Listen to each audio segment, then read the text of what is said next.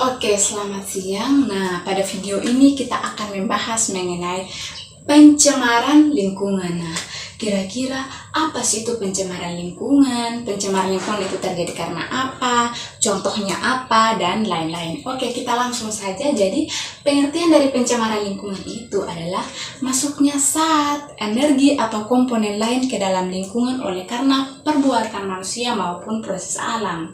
Sehingga kualitas lingkungan menjadi menurun dan tidak berfungsi sebagaimana mestinya lagi. Atau dengan kata lain, lingkungan menjadi tidak seimbang dan tidak sehat untuk manusia atau makhluk hidup. Contohnya, udara menjadi kotor karena asap kendaraan, air sungai tercemar oleh limbah, dan yang terakhir itu tanah menjadi rusak oleh karena sampah plastik.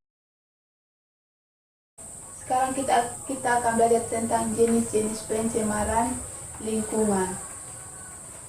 Di lingkungan kita itu banyak sekali pencemaran. Ada pencemaran udara, pencemaran air.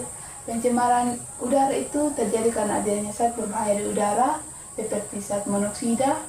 Penyebabnya itu karena adanya asap kendaraan, asap pabrik, pembakaran sampah, dan asap rokok. Dampaknya itu gangguan pernapasan, hujan asam, dan pemanasan global. Nah, ada pencemaran air.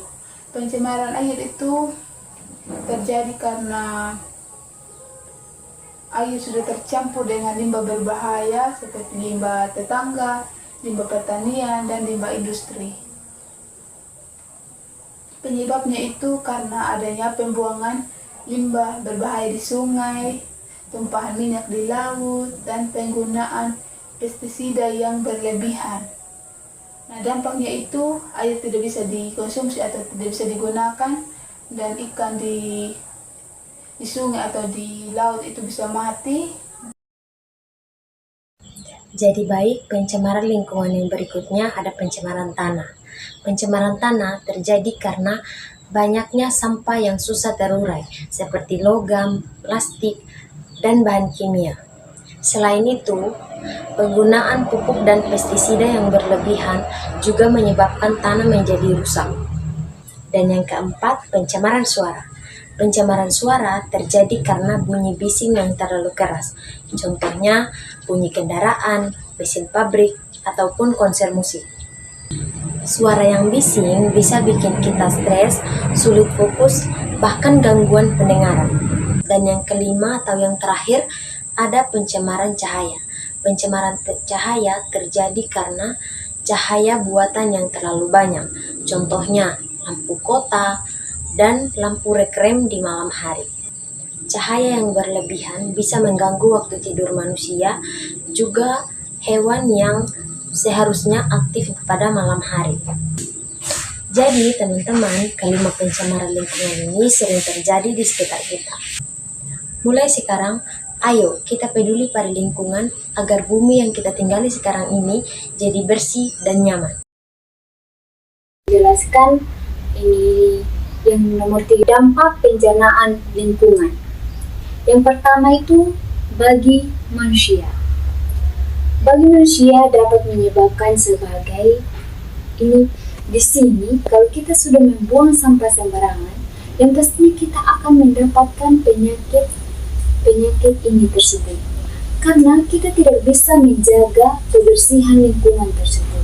Terus yang kedua itu ada bagi hewan.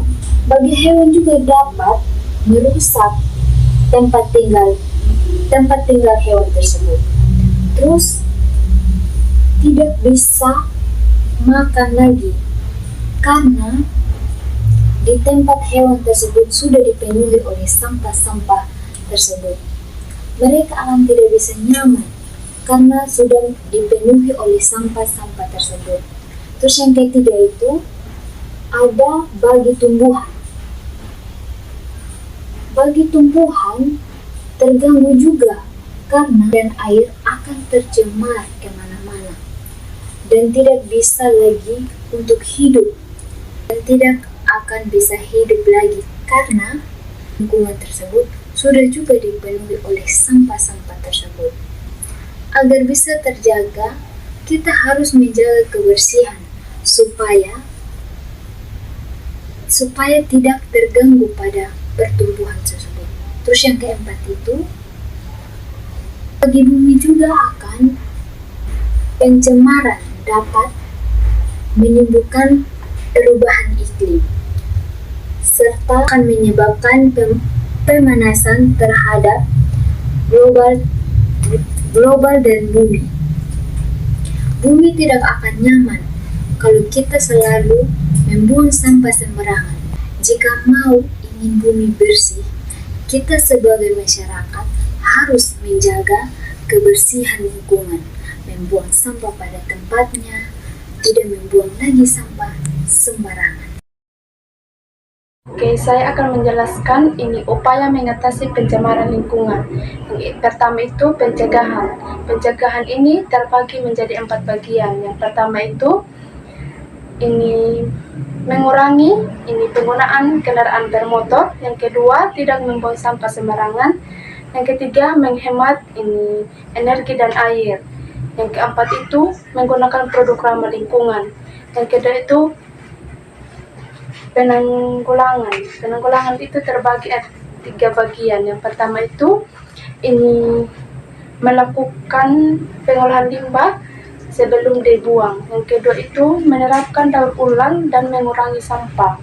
Yang ketiga itu meningkatkan kesadaran masyarakat melalui pendidikan lingkungan.